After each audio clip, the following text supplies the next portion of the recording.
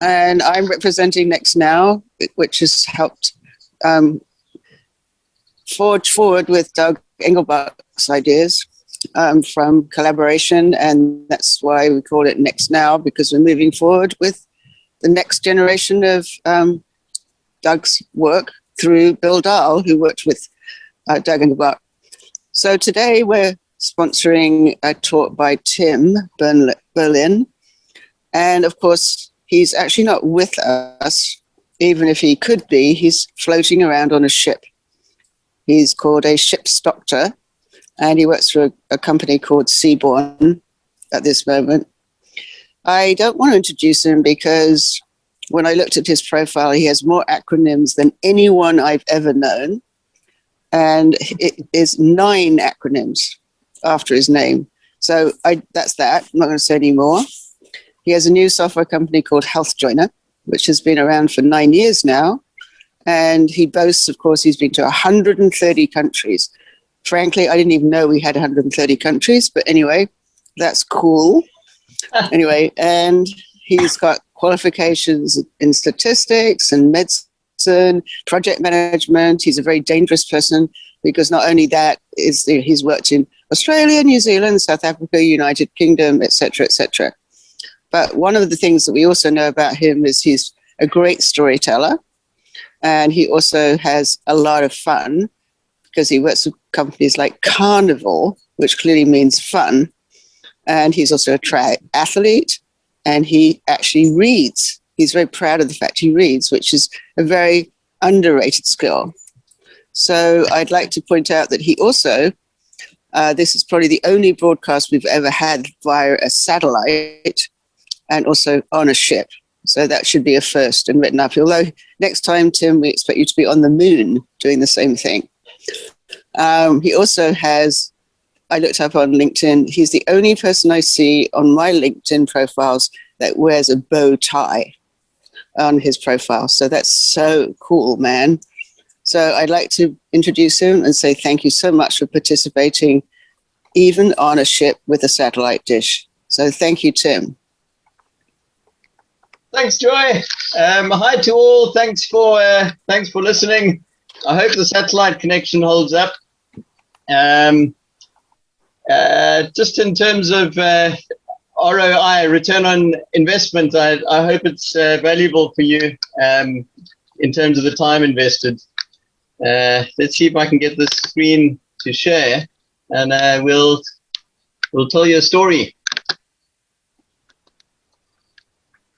There we go. Tell me if it worked. Yeah, it's working. There we go. Oh, we had to go back a bit. So I was speaking to Joy, and she said I must tell a story, and I thought that was a great idea. So you're getting a story, and if health was a story, it would be a story about helping people.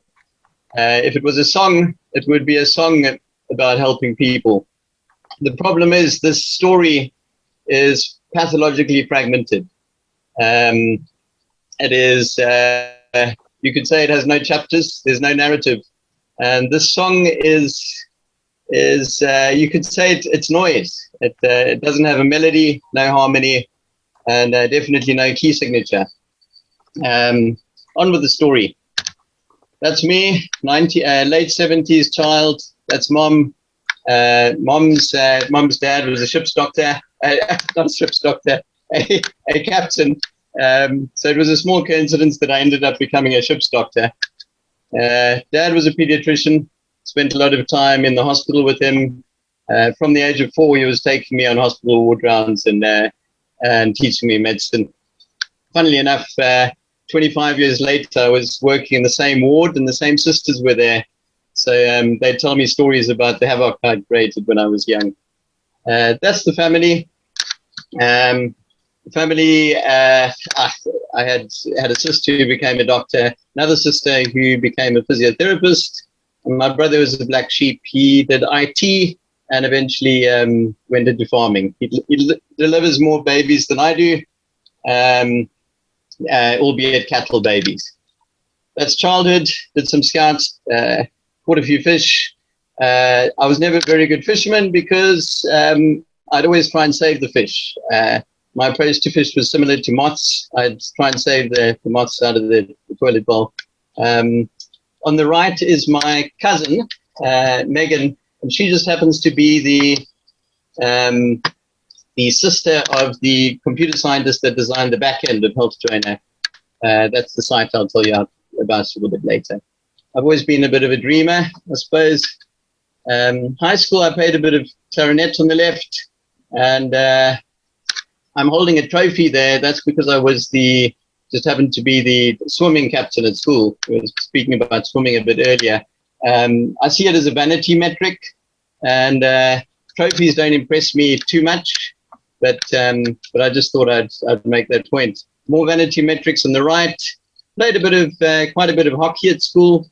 My nickname at school was Tequila Tim for the last few months. A bit funny for a teetotal like me. I didn't drink at all, but I promised the provincial hockey team that I'd have a drink if we won the tournament, and we ended up winning the South African tournament. So I had a drink at the end. You can guess which one. Then there was medicine. So I studied medicine in my spare time, did a bit of sport. Canoeing taught me a lot about agile management, as you can imagine. Running taught me a lot about breaking through the pain barrier and perseverance. This was the Comrades Marathon, which was a 90-kilometer marathon that we ran about 2 days before a big pathology exam in third year. I struggled to get up the stairs for that one. Then there was internship. For internship, it was a challenging year because we were regularly working more than 110 hours a week. I had to work to write a few letters of concern about that to remedy the situation. Thereafter, I did a bit of rural medicine, practiced in a few rural hospitals, and then decided to become a neurosurgeon. I did 6 months of neurosurgery. I wanted to be a good neurosurgeon, so I ended up doing forensic pathology part-time and essentially became the district surgeon for the area. Did about 650 postmortems, about 100 for murder. So did some court work as well. What stands out as a memory in South Africa, delivering a baby in the same room that I was born. That's a good memory. Delivering a baby in a rural hospital that was too small to be accepted by the tertiary hospital. They basically said we had to keep baby comfortable and let baby die. I agreed not to refer on one condition, that they would give me the equipment I needed to take care of baby. And Dad, being a pediatrician, we took care of baby and discharged the baby. Healthy 2-month-old baby 2 months later. This was a little kid that they'd said we must just let die. What frustrations did I have in the system? Doing often 10 cesarean sections a call, and spending 15 minutes per cesarean section on the operation, but 10 minutes per cesarean section on the notes.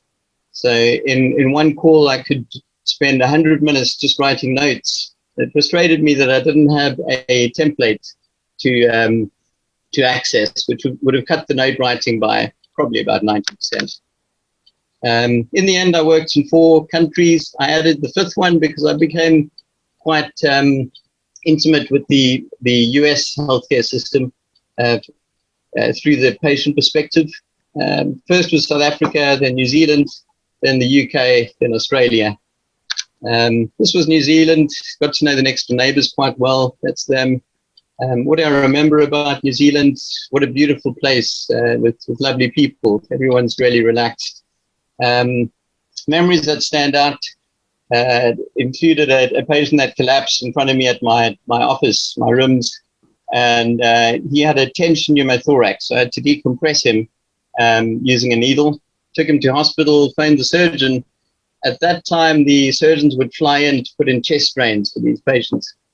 And I mentioned the fact that I'd put in about 300 of these chest drains in South Africa. After a long pause, he said, "Tim, you've done far more than I have. You may as well just put it in." So I ended up teaching the whole hospital how to put in a chest drain for a patient with a pneumothorax. It was quite an event in the area.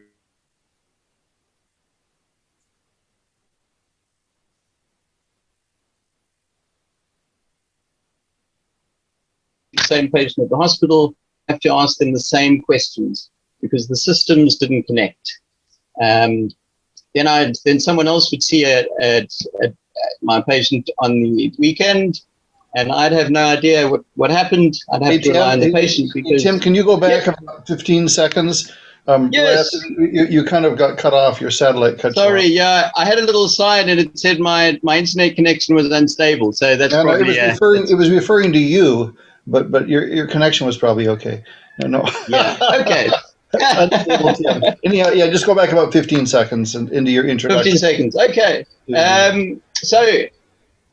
Basically, I was frustrated with the New Zealand system because the notes weren't following the patient.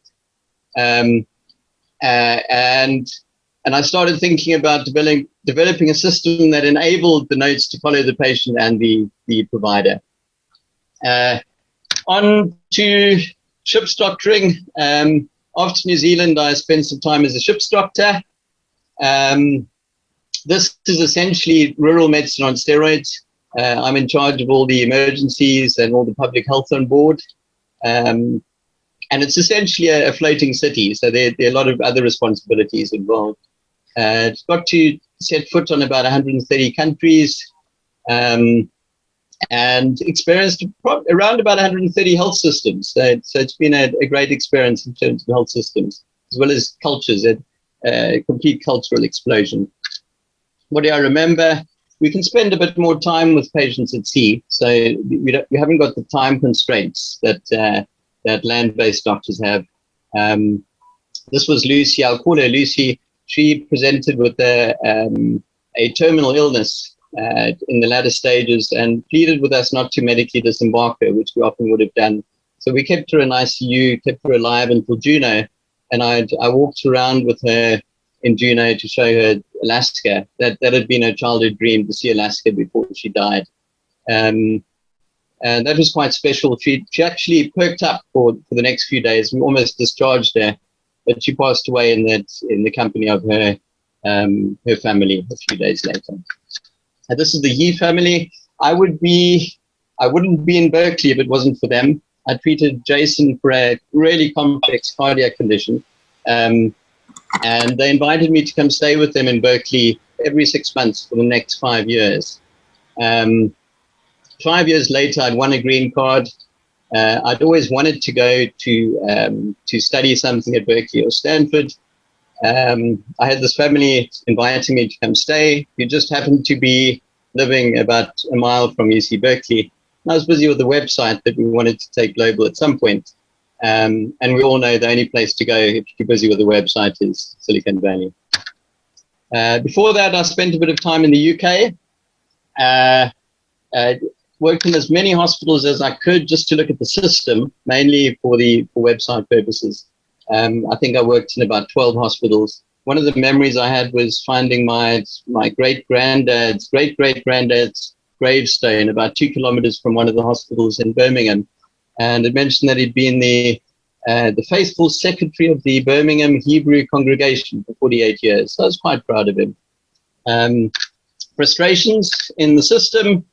I was frustrated for both the nurses and the patients in Britain. I followed the nurses around and witnessed the nurses taking one blood pressure and having to write that value down on 5 separate pieces of paper. That was painful to watch. And I spoke to numerous patients who'd been asked the same question 10 times that day. Because of the fragmentation of the medical records, everyone asked them the same question. So that was painful to watch as well. Then I moved to Australia for a year. That was a thank you note from a little patient, 3 years old. Did some fundraising for the hospital. This was a cycling competition we did. I realized right at the beginning of this race that I was having to slow down to stay with the lead peloton on the downhills. So I changed tactics slightly, and every downhill I pushed instead of held back.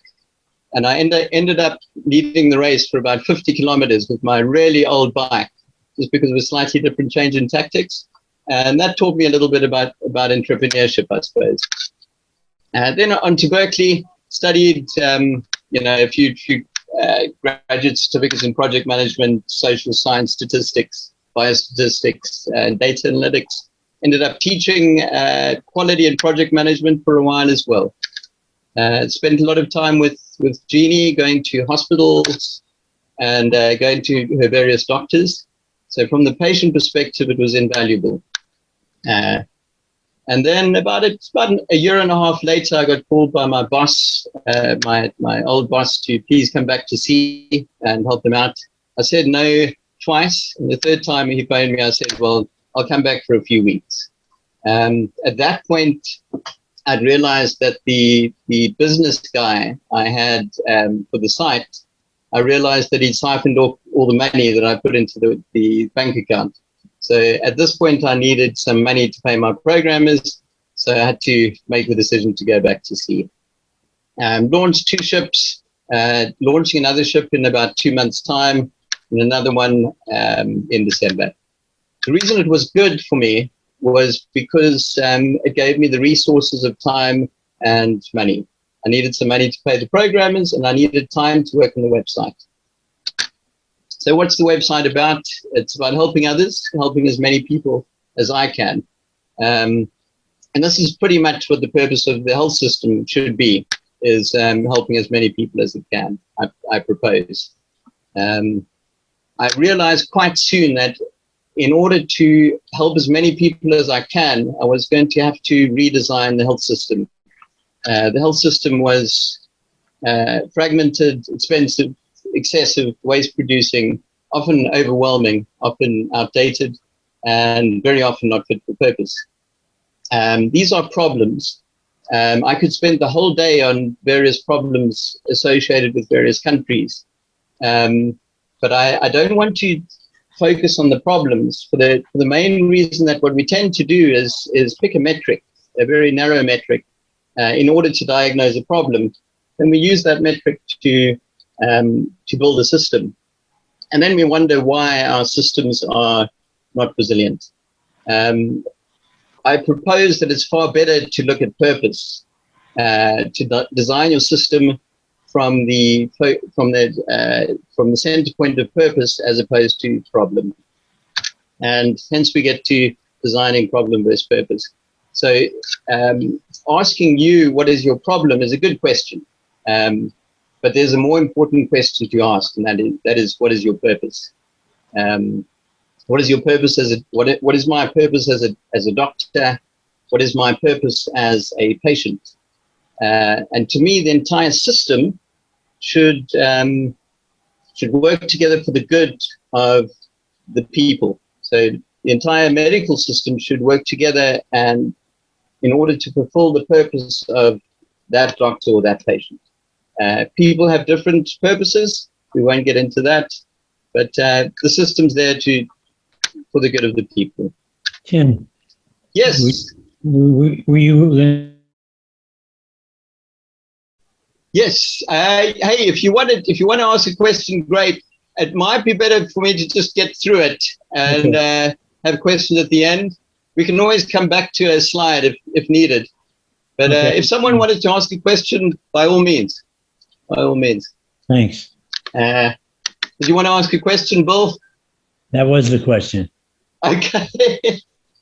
Well, that's the answer. We carry on. And so the company called Healthjoiner was birthed. This was about 10 years ago. It's focused on people-centered health. Patient-centered health is a very it's a very common term in medicine. We generally we're giving lip service to patient-centered health because it's not truly patient-centered. Any health system that has its lifeblood, it can't call itself patient-centered if the lifeblood of that system itself isn't patient-centered. And the lifeblood of the system I see as the medical records. We don't have patient-centered medical records. And until we have that, we will never have patient-centered health. Why people instead of patient? We tend to forget the provider as well. And unless we aligning the system with the needs of the provider as well as the patient, we will have problems with the system. It's a little bit like throwing sand in your engine. How do we get to people-centered health? It's all about experience. We design the system and arrange it so that we're giving everyone great health experience in order to get to people-centered health. So I wrote this about 10 years back. It's still valid today. So it's a statement of belief or values. We believe in a people-centered future. We believe that the entire system must work together for the good of the person. Your experience is the center of everything we do and hope to achieve. Healthjoiner, the future is people-centered. Great. So I realized really early on that in order to even start thinking about this, there were a few requirements. Unless there were certain things converging, it was impossible to start. One of those things was health systems experience, preferably multiple systems. It is a bit controversial, but I personally believe that it's almost impossible to start thinking about health systems unless you have experience in more than one of them. With only one system, you have extreme blind spots. You will always think in terms of that system, and you won't have the reference points needed to think about improving the system. You'd also need some computer science expertise, preferably in large systems. Luckily, I had that with my cousin. Some project management knowledge, which I gleaned along the way, time and money. Luckily, I'm not married, so I have a little bit more spare time and money than some of my colleagues. And you need a group of people that are essentially rebels versus the status quo. They need to be almost take delight and enjoy challenging the status quo. You don't want any extra energy to be taken just because you're challenging the status quo. This is our logo. You can probably see the happy person, as well as the H and the J, short for Healthjoiner, and it's in the shape of a chromosome, I think, as well. This was our sign up or login page. As a patient and as a provider, you sign up and log in. Basically, the patients will sign in and find their doctors on the system.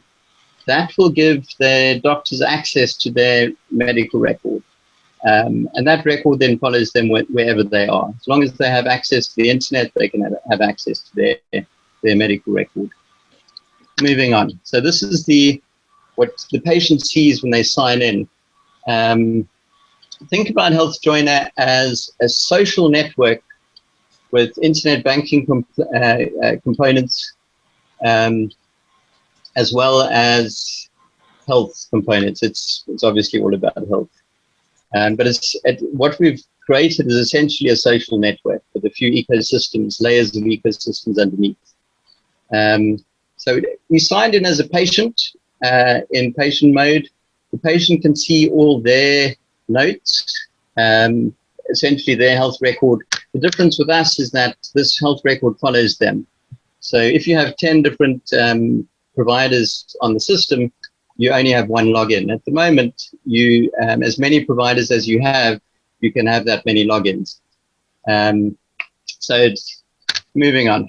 This is just another screen to show what the patient can see. In this case, we're looking at the lung functions. The patient's got asthma. They'll input the lung functions into the site, and we graph it out automatically for them. Moving on to the provider access. So this is the provider mode. Now, what happens with providers is they sign up, the patients then find them and friend them in a way similar to some of the social networks that we know, and I then get access to their medical record. This is the view that is looking at all the patients. So it's essentially a bird's eye view of what's happening with all the patients on my record, all the patients that I have access to. And it deals with referrals, monitoring results, orders, prescriptions, and forms. So any referral that I get, I'll be informed in real time. Any result that I get, I'll be informed in real time as a doctor.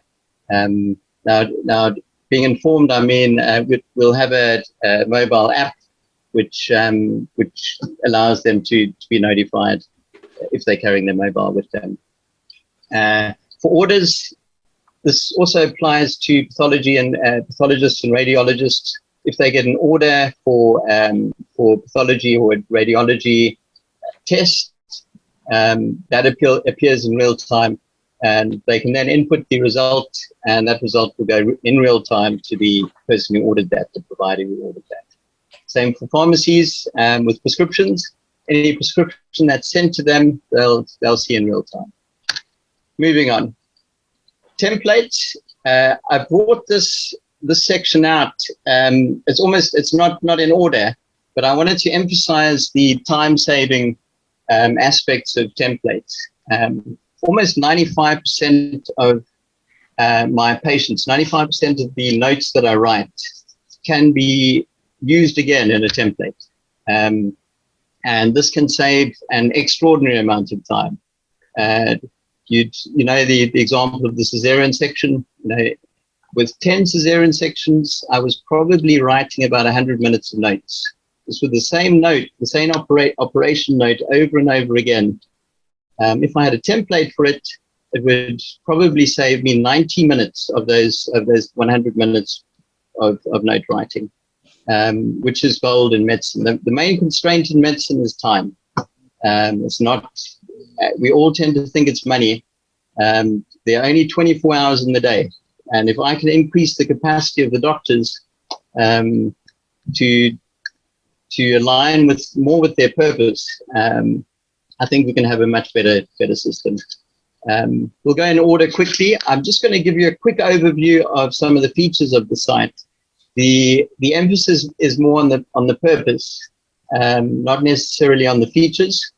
If someone wants to go more in depth into one of them, just shout and we can do that with pleasure. So consultation notes, the difference with us is that you can have multiple doctors with access to certain patients' notes right into the consultation notes. It's a little bit like a Facebook wall in a way. So all the notes get written there. The doctors can then specify that certain aspects of that note are private and other aspects can be seen. So if I have a diagnosis that people are, that I think is sensitive, I can hide it from everyone and it will only be visible to myself. I then have another diagnosis that I only want 3 providers who are on the system to see. I can set that privacy setting accordingly. So that's consultation notes. There is a little Google aspect as well where you can search the consultation notes. To me, it's important that it is structured notes. One of the problems I had in Australia was that there was a doctor who would refer second referrals, second opinions to me. And in order to send the notes, remember we were on the same software system. And in order to send the notes, you had to print all the notes out and give it to my receptionist, who would spend the next hour downloading or scanning all the notes into my electronic health record, which would sit there gathering dust and liability. Why? Because why didn't I see the allergy on page 50? So yeah, notes, moving on. Overview is generally a summary of all that's important to the patient. I did a few informal statistics of patients when I was at sea. I found that about 30% of patients have a problem remembering something vital about their history. So whether it's an allergy or a medication or something from their surgical history, they struggle to remember. And I, as a doctor, can kill them based on that lack of remembering. So it's problematic. It is a system that allows me to kill you based on the fact that you can't remember. Is that system good enough? To me, no. With our arrangement, we can maybe prevent some of that. Moving on to monitoring. It's essentially a monitoring ecosystem that we're trying to create, which allows a patient to see 10 different providers for blood pressure, and all those providers are then, all those blood pressures are then written into the site, Just 2 seconds. I just want to do one thing.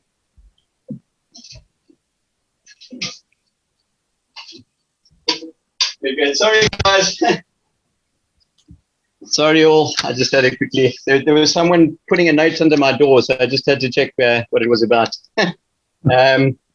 So the monitoring section, as a patient, let's say as a diabetic, I want to be able to take my glucose 3 times a day or once a day, have it added to the site, and have a healthcare professional look at that and say it's good or not good. As someone with high blood pressure, I want to be able to take a blood pressure, have the blood pressure sent automatically by the blood pressure cuff to the site, then have doctors decide whether it's okay or not. I'll speak about that a little bit later. So it's all the monitoring section. It's the monitoring ecosystem that we're trying to create. There's a huge potential for personalizable health tech in health. Personalizable health tech, to me, has only begun, and that's because the system hasn't been designed for this. Once we make health people-centered, we can personalize all technology in health, everything. At the moment, the system makes it very difficult for technology to be personalized. Moving on to prescriptions. Basically, we're looking at creating a prescription ecosystem. That's quite simple. I think it exists in many parts of the world. The challenge for this was the different processes for inpatient and outpatient prescriptions. I think we did quite well there. Obviously, we'll eventually include the pharmacies in the loop, and close the loop with pharmacies dispensing medication. If you note at the bottom right of the screen, there's an add chronic medication button. Clicking that allows all the medication that's in the overview folder to be brought through with one click. A lot of the times we get very frustrated at having to repeat prescription. Take a few minutes to write out. Far better to do it with one click. It's telling me that my internet connection is unstable. Can you hear me? Yes. Yeah, it's okay still. Great. So that's prescriptions. Special investigations, once again, we're looking at creating an ecosystem. This would involve the pathology services as well as the radiology services. But we're starting with the virtual aspect, and we'll complete the loop with pathology and radiology if they want to get involved.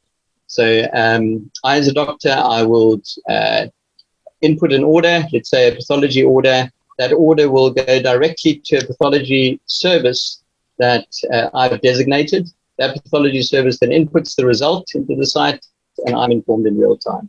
And the same with radiology.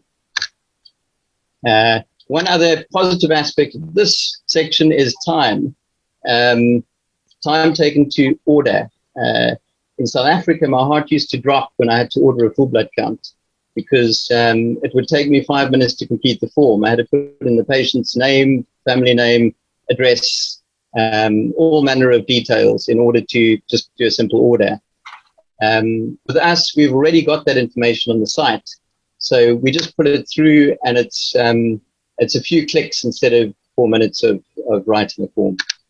Vaccines, I won't spend much time here. We've got a vaccine section. I personally can't remember when I last had a tetanus vaccine, and so I can't expect anyone else to remember. Better to have a section which says when you got what vaccine. Correspondence, another thing that takes time. Just writing a patient's footnote. On the site we call it the footnote, but you might know it as a sick note. In order to write a sick note, I had to put in the patient's name and a few details. This took time as well. With us, all we require is the number of days that the patient requires of sick, and we create a letter for them in 2 clicks. That saves probably a minute per footnote. Same with referral. I've got a little echoes. Everyone fine? Good. Referral letters. When I do a referral on the site, it refers the entire patient folder. So I don't have to spend 10-15 minutes trying to find the relevant information, because I know that the entire patient folder is going with the next doctor. So this saves a lot of time with referrals as well. Forms. With every form, it involves information that needs to move from point A to point B. If you're filling in a form and it's just sitting there, there's possibly a problem. So I bore this in mind in designing this section. So we allowed providers to create forms, and when these forms are filled in by either patients or providers, the information that's input gets shared with them in real time. So, for example, if I'm a health minister and I have many notifiable diseases that I need to know about in my country, I create a notifiable disease form. The doctors fill in this form, and in real time, I will obtain the information I need. A lot of countries have this arrangement. Most countries have notifiable diseases. It's just the system involves paper. There's a huge lag time between the diagnosis and when they receive it, which can make a big difference. Because of the length of time spent to fill in these forms, a lot of doctors don't do it. So they're not getting accurate information. Moving on, templates. I've discussed templates before. It saves a lot of time. Instead of 5-10 minutes of writing, rather do it with one click. Important to note that the templates are created by the provider. It's not created by anyone else. We don't create the templates as Healthjoiner. And for that reason, it is the provider's own work. So they can't blame any mistakes or any problems on someone else creating a template. Top right is the create section. That was born out of my frustration in the UK system, with nurses having to write on 5 pieces of paper. And this allows you to do a ward round and only bring out the vital section. Let's say you're only going to put in vitals. Brings out the vital section, so you don't have to drill down into with 5 clicks down into the relevant section, and that saves time as well. Groups. I invite you to consider the provider-patient relationship as a brick, and if you can imagine that, and you have a few bricks, you can create a structure with this brick. You can create a virtual hospital, a virtual group clinic. Any virtual group can be created. And I'll leave it at that. That's the whole purpose of groups. Once you've got single bricks, you can create virtual structures. And this gets exciting after a while, because you can have entire hospitals using it within the social network that we've created. Different forms. This is basically the section where you create a form. I won't say much more about that. Information, that's the information put in by the patient or the provider. Instead of having to fill in a new form every time you go to a new doctor, why not have the information saved on the site, and you just share your electronic health record with the doctor with one click, and all the information is then accessible. At the moment, patients spend hours filling in forms as they pass around from doctor to doctor. Settings, once again, to emphasize, it's all about people-centeredness. So as a provider, I want to be able to set my own units that I prefer. Some doctors prefer seeing temperature in Celsius, other doctors prefer Fahrenheit. So I need to be able to set that, and then the site must convert all temperatures to my preference, in this case Celsius. Same with weight, length, glucose. Believe it or not, there's a different metric, a different unit for glucose in the States compared to the rest of the world. And I see this often because a lot of my patients are American, and some of the systems only cater for millimoles per liter, which is the non-American version. Better to have a site that automatically converts into your own units. I'll leave it at that. Privacy restrictions. I mentioned earlier that every aspect of the consultation note has a potential privacy setting.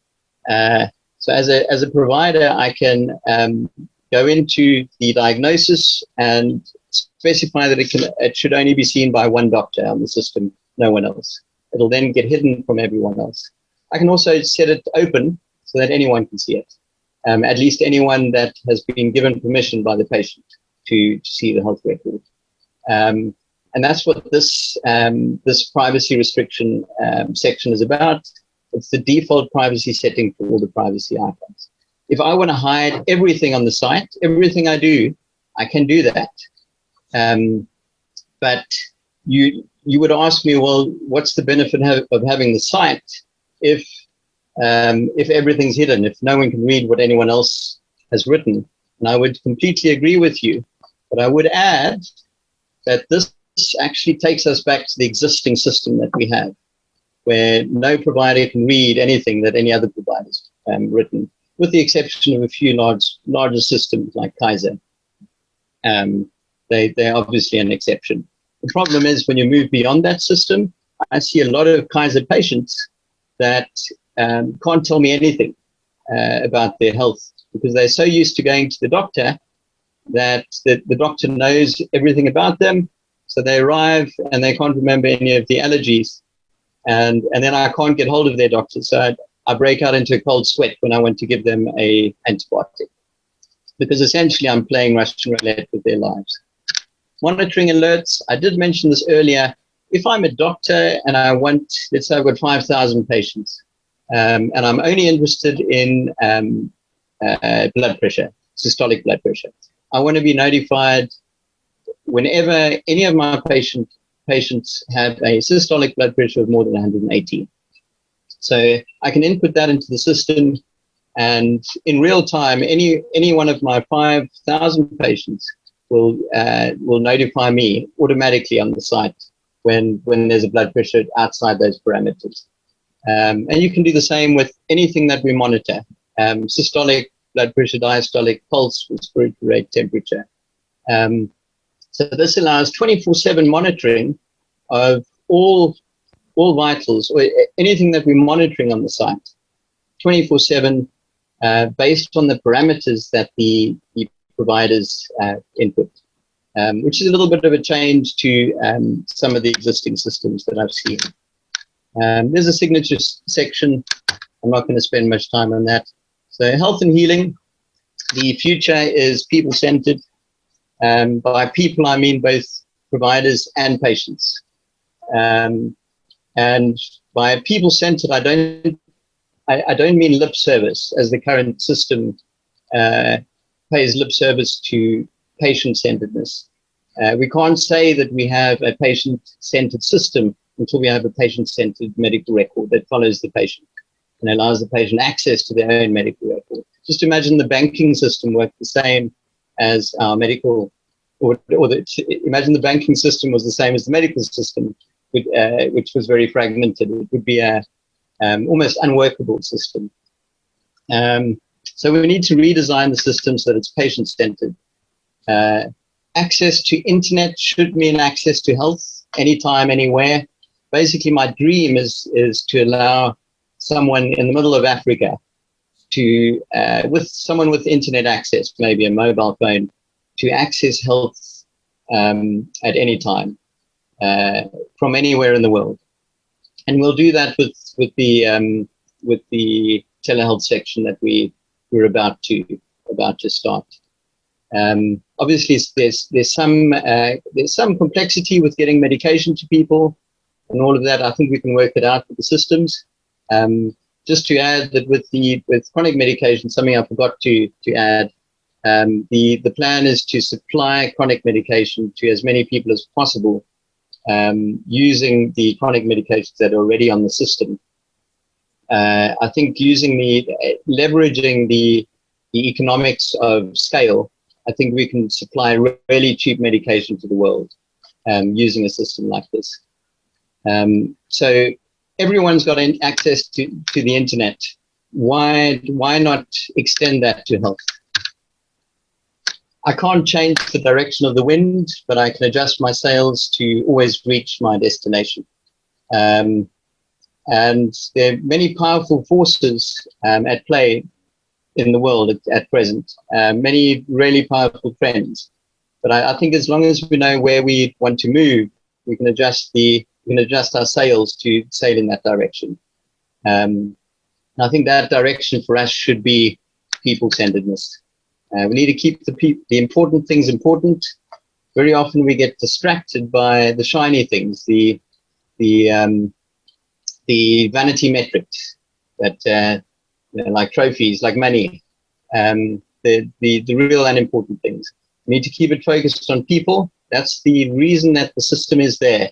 Mainly, it's there for people. The entire system, all its fragments, all the fragments therein, all the interactions thereof, everything that that therefrom should be aligned with the purpose of the patient, the provider, or any people associated with that system. So in closing, it was Albert Schweitzer that said the purpose of human life is to serve and to show compassion and the will to help others. And for me, what stands out here is purpose and helping others. And the purpose of the health system to me is to help as many people as possible. Why not design a system in alignment with that? We can use technology to make it people-centered. Once the system is people-centered, it allows enormous potential in terms of artificial intelligence, which I haven't gone into, predictive analytics, use of genomics, metabolomics, all the other omics, precision medicine. All these major advances in medicine depend on a restructuring of the existing system, a restructuring towards a people-centered system. And that's it from me, I think. Let's see if I can end the screen share. Sorry about the little delay in the middle. So thank you so much. What an eye-opening presentation. Thank you. And I think it's particularly salient for many of us who are dealing with our older parents going through very difficult times.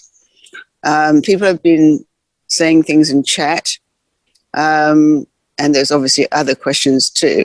But I'd like to open it up with asking Fiona to try and mention her questions about Estonia as well and how their medical practices work. So Fiona, can you unmute and talk to Tim, please? Hi, Tim. I'm in sunny Queensland in Australia, so I'm glad you visited my continent. I'm not the person related to Estonia, but I am a senior nurse. You've considered our profession. One of the concerns that I have, or a number of the concerns, are about the security of human error being addressed, such as, time efficiency is fantastic, but human error can increase by making it available to use algorithms and to use templates. And I know that you would be completely aware of that. And I just wondered how the system addresses that.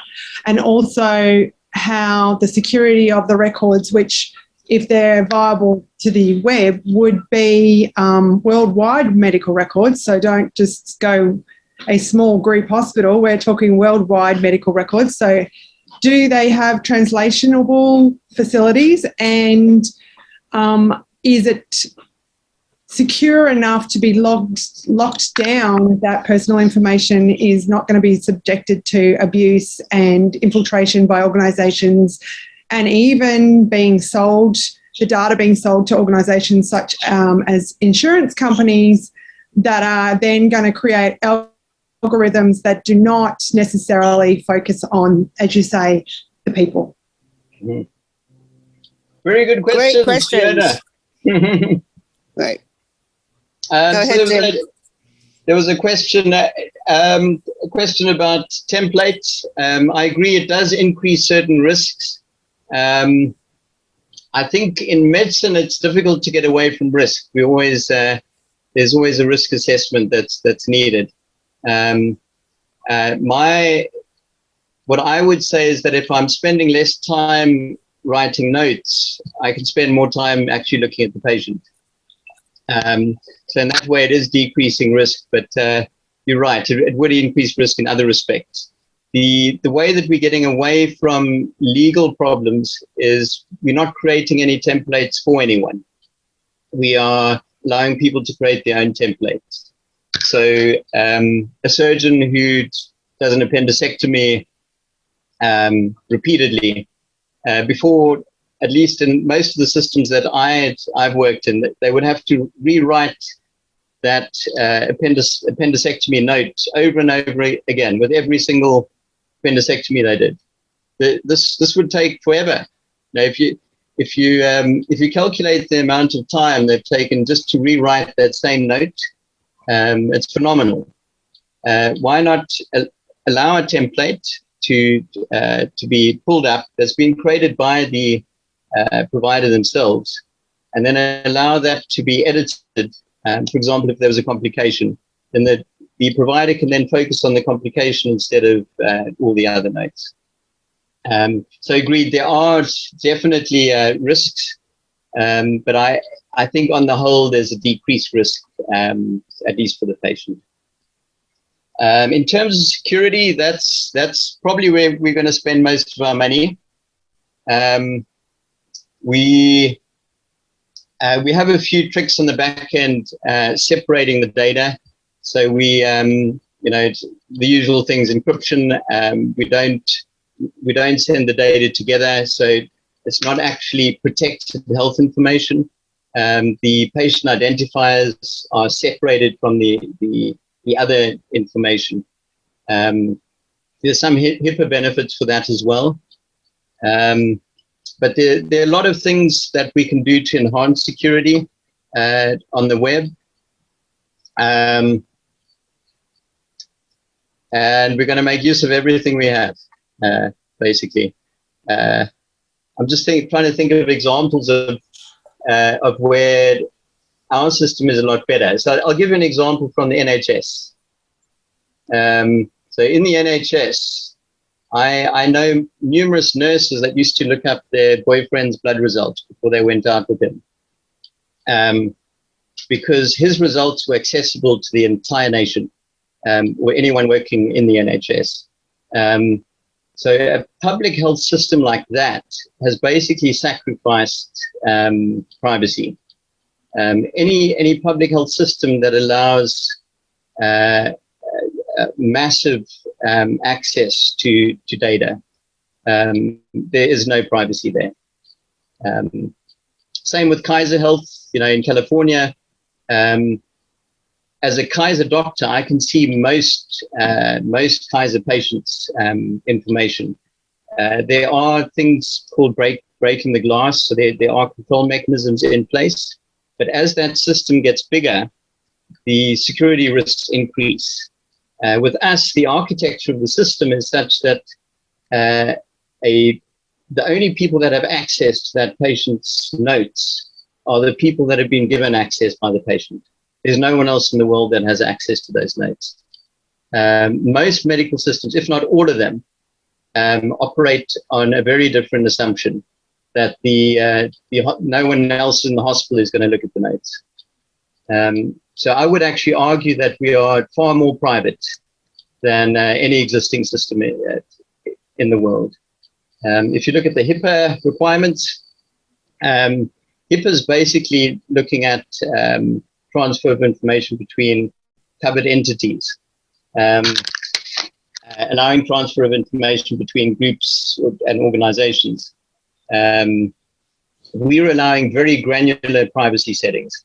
And if a patient doesn't like a doctor, we allow them to revoke that access.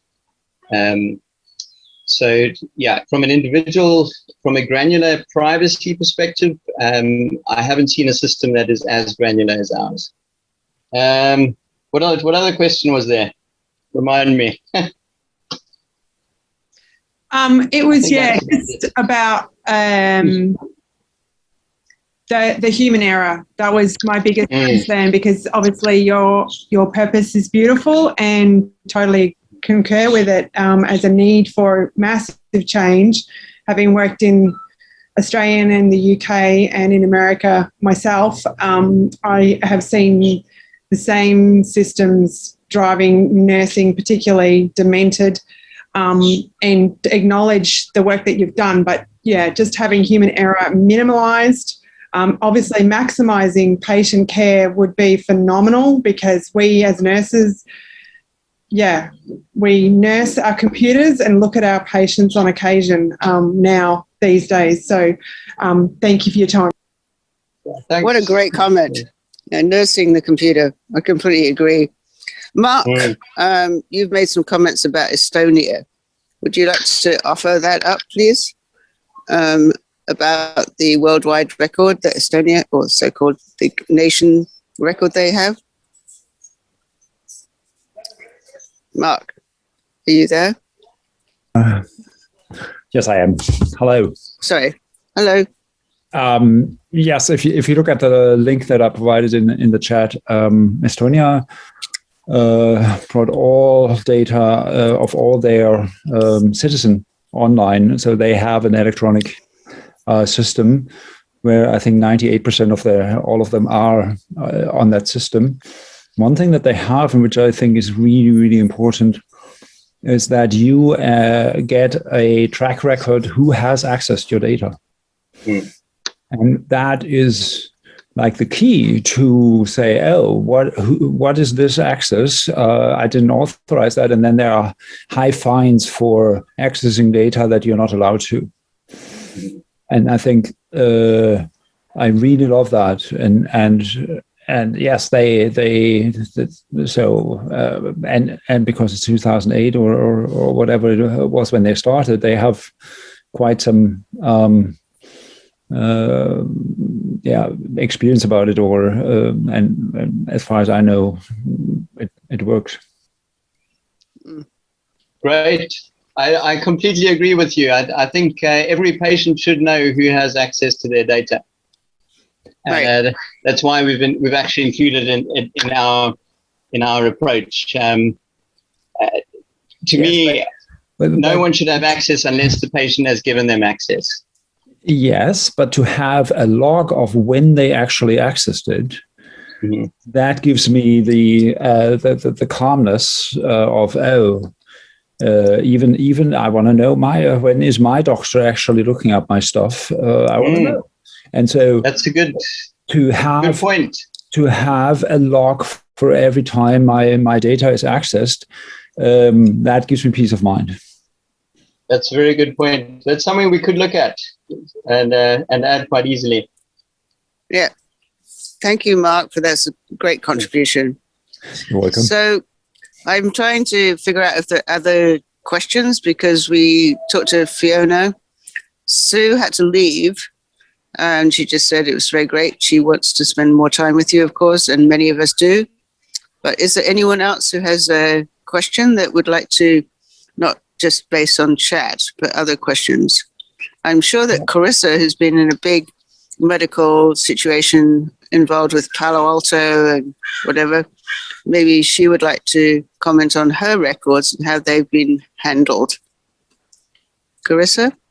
I just want to say that I really love this idea and all of the implementation, because I want to be proactive with my health. I want to know what's happening. I can look at test results. I can have communications. I can request refills. I can look at, it has all the information I want to know. And I don't know. I mean, do you have any questions? I'm not sure what you wanted me to say, Joy, except that I really appreciate it, because there's tremendous benefit and facilitating communication, and I can look at it 24 hours a day. Right. And I think it's fantastic. I think it's this validation of the need that we have for this kind of product. And also Tim, can you comment on the time frame that you have for trying to release or get traction for the product? So the plan is to be pretty agile with launch. We don't quite know where it's going to get traction. We've designed it for far more than. I just have a little pop up here. We've designed it for more than doctors and nurses. We've designed it for pretty much all healthcare professionals, acupuncturists, you name it, homeopaths. So everyone's on the same page. We don't quite know where we'll get traction. And when we get traction, we'll obviously push at in that area. In terms of a time frame, at the moment we have 2 or 3 bigger sections left, and then we'll do a soft launch in Africa somewhere. We have to add telehealth section, which will be quite quick because we're not focusing on the technology. To me, the big disadvantage of current telehealth attempts is that it doesn't fit into the process of health. We need to include telehealth into the existing process of medicine. We also have a financial section to allow doctors to easily charge patients, and then patients can pay with one click instead of the existing method, which involves a lot of time. So can you tell us so the timeline is probably within 6 months we'll be ready for launch. Can you just comment on why Africa? Africa, so to be honest, to me, anyone starting with a product like this in the States needs a lot of money. They need a lot of money for legal expenses. Do I have the money for will we get challenged in court? Yes, in the States. Do I have the money to withstand even a small legal challenge? No, not at all. Right. So the legal risk is too high. In Africa, the risk is a lot lower. The laws are a lot less stringent and forgiving. So we can iron out any mistakes, even though we've designed it for the first world. We can iron out some of the mistakes and improve it. So soft launch in Africa. My dad's a pediatrician and he's quite keen to use it.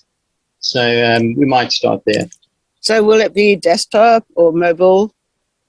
Or initially, so we've designed it with an angular front end, which allows us to really do a mobile version really easily.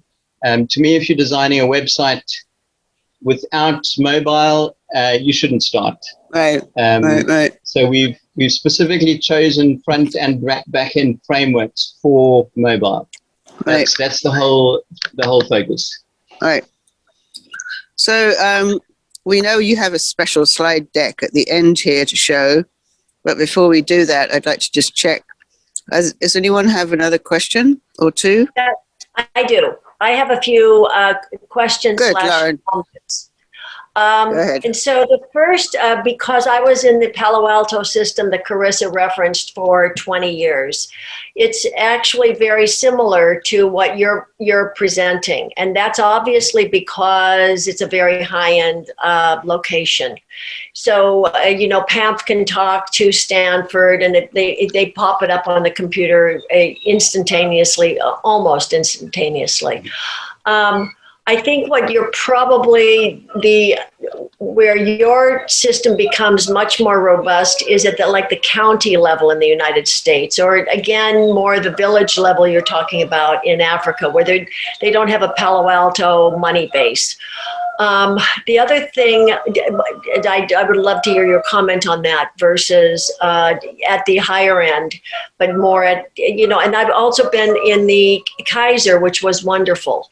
For my parents. I'm still worried about security. You referenced the financial system. My Chase account was hacked and 18,000 was wired and they never found out who it was. 18,000 was wired to somebody else. Now, I don't really necessarily I don't care as much I do. But to look up who has accessed my account as much as to stop someone accessing it. So you reference that only people who are given access. I love you, Tim, but I don't trust that belief structure. What is if I'm a woman in Saudi Arabia and I'm let's say a princess, and Iran wants to find out about my medical record to access and kill my husband, whatever. I don't believe you. I don't believe that there is enough security. If they cracked into a Chase account, I'm just saying, I'd be careful about overselling your security. Yeah. Chase has pretty great security. I agree. One has to be careful, but look at the internet. So look at internet banking. The security has never been that great. And most commerce is now being done on internet banking. And I think we'll see the same trajectory for health. Even if there are one or two glitches that occur along the way, I think one can probably expect a few glitches. You can only do your best. But compared to other systems, compared to existing systems, I predict that we'll be safer than them. Let me just add. You can never be perfect. Let me add a little note. The bank hacks were all done by social engineering, where bad people convinced bank support people that they somehow had lost access to their account, and then the person was able to have enough private information to convince the hacker to convince the bank that they were the real person. And it's called social engineering. It's the number one way that bank accounts get hacked, because their internal security is really strong. So just a little note on that. But I do agree that security is a big issue, and but I would add that it's a huge issue for health anyway. Your current records are not secure. If you hold your health records anywhere in the States, especially a system that has access by multiple doctors, the security of that system is already in question. All I need is one password, one username and password for a lot of these systems, and I can see anyone's information. With us, the actual architecture of the system is preventing anyone else from accessing that information. They'd have to hack into the system to access it. And we've got a few ways of preventing that: encryption, separating identifiers, etc., etc. We use different servers for patient information and and other information. But valid point, Lauren. Completely agree. So I think Jennifer, you might have had something you wanted to add, right, about this, Jennifer Barr? No, Julie. Okay. Julie did. You're muted, Julie. I didn't, but anyway. So also Mark Finner was going to come back and say something. Yeah, I'm afraid my comment is somewhat outside the scope of this, but I'm much more concerned with health than with healthcare. And it seems to me that health, fundamental health, is very rarely addressed. And as a healer, I get many people who come to me whom the healthcare system has failed, because they can't really get to the first causes of what the issues are, which for me are 99.9% of the time childhood trauma or prenatal trauma in the womb, something that the medical system, in spite of the whole ACEs study, virtually ignores. Like what happened to you in those first 9 months? What happened to you in the crib? What happened? How was each of the systems that was developing at that vulnerable time affected by what was done with your mother and your father? So I would like to see, what moves are being made to actually include this, in healthcare and in really, dealing with the patient on that level.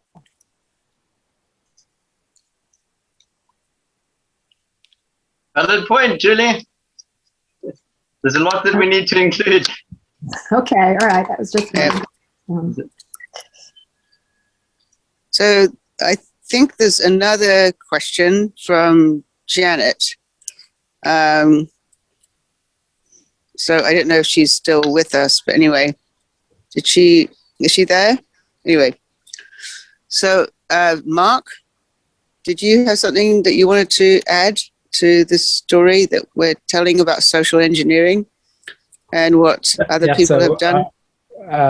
One of my first future salons that I did back still at Barnes & Noble, Kevin Mitnick, who was one of the first hackers, just was out of prison, and I had him there to present about, and he was not allowed to touch any computer at the time, but he was talking about that most of the things that he did was actually social engineering. So he was like sitting at a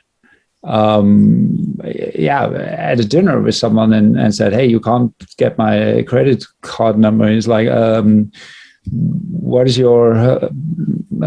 Are you with Blockbuster?" Okay, and then he called up Blockbuster and said, "Oh, I'm from another Blockbuster, but I have a person who forgot his credit card. Can you give it to me?" And he got the number, and so.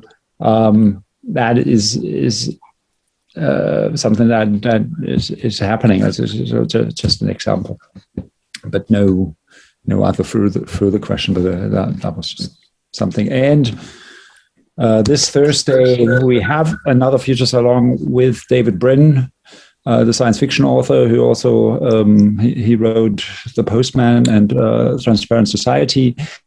And he just came out with his third non-fiction book that is about how science fiction is influencing Hollywood and therefore our culture. And he has the claim that science fiction has saved humanity many times already. And I have had him on my Future Salon before, and he's just such a amazing, far out thinker, and I can't wait. So if you have time, 6:00 on Thursday.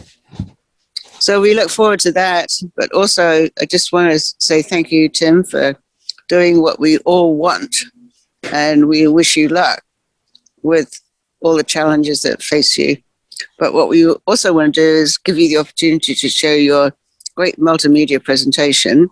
And before you do that, I'd like to announce the next upcoming presentation for Next Now, which is from Jill Nephew, and it's going to be called A Revolution in Cognitive Science. So it's about how cognitive science will change the way we think about sense making. And it will be very exciting and very revolutionary. She has a new company called Inquire, and she's going to stimulate us to think about how we think about cognition and how it makes an impact on the world of business. So we're going to let Tim take the stage again. And thank you for participating. And thank you, Tim. It was a wonderful presentation and very stimulating. So thank you, Joy, and Dan and Gabby for helping set everything up. Yes, it takes a team. It takes a team or a village to make something happen. Dan, Gabby, Bill, and mostly Tim. We've done several rehearsals, and thank you all for participating. And Sky, thank you. So over to you, Tim, again. Thank you so much, all. Thanks, Bill, and much appreciated for the opportunity to share.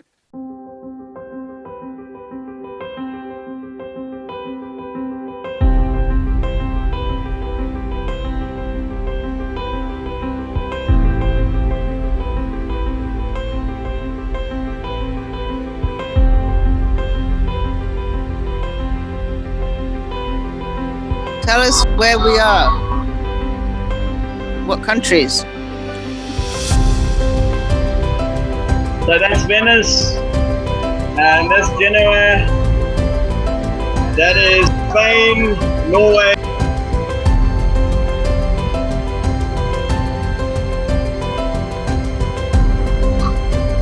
Barcelona, Amazon, Alaska.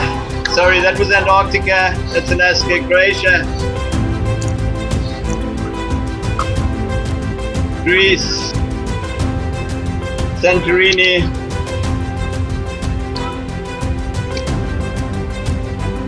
Alaska again. That was the Queen Elizabeth. That's Papua New Guinea.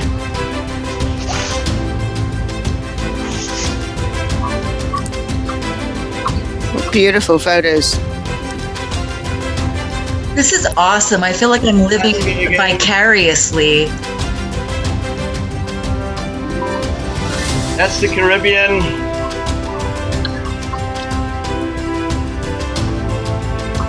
Barcelona, Uruguay,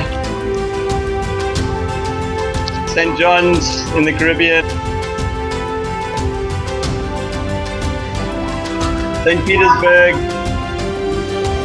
Norway, St. Petersburg again, UK, Denmark.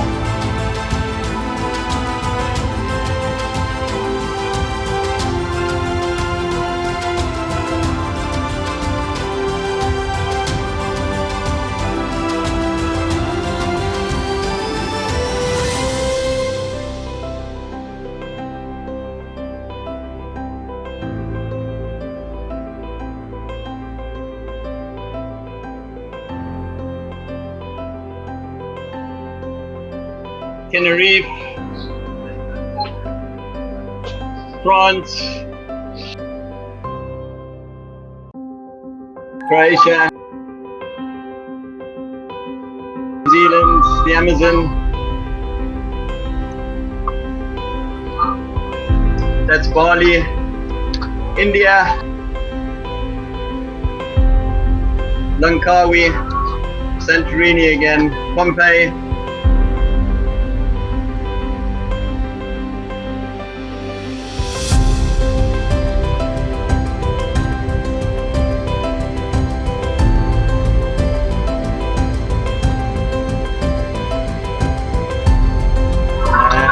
That's Greece, Croatia again.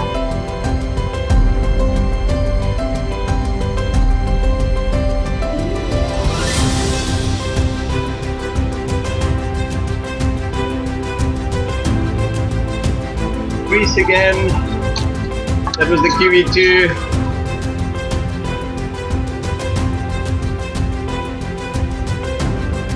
Bora Bora, Egypt.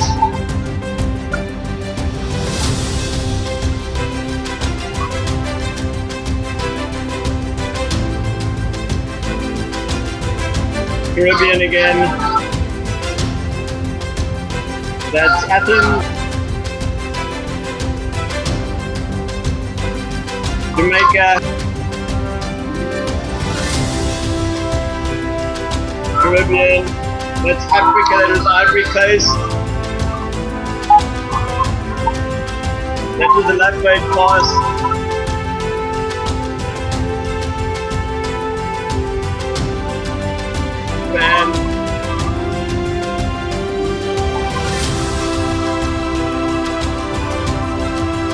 Athens, Namibia, Cape Town, that's Madagascar,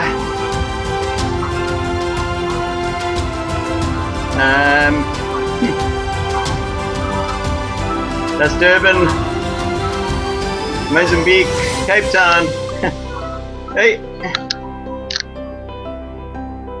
Barbados, Aruba, Curacao,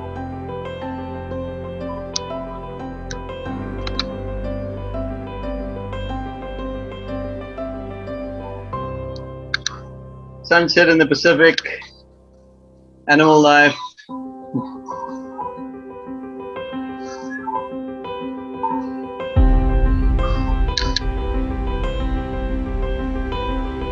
This was my 10-month stay on Sojourn. 10 months on board last year. That's Jamaica,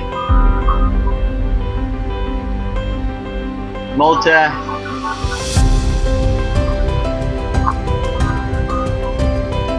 Iceland, Great Barrier Reef.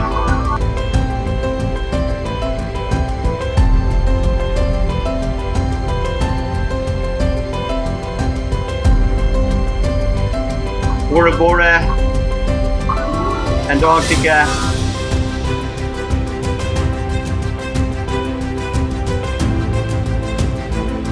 not all who wander are lost. Fantastic. It was wonderful. We felt much better because we've been trapped in our homes, and that was glorious to make us feel surrogate travel, and it was a wonderful way of healing us too, with the hope of better medical system. Thank you, Tim. Thank you. Thank you. Thanks, Joy. Thanks all. Thanks, everybody. Thanks, Jim. Bless you all. And you. Tim. And good luck with your project. Thank you. We'll need it. We'll need a lot of luck. All the best. Okay. Good night. Thank you very much.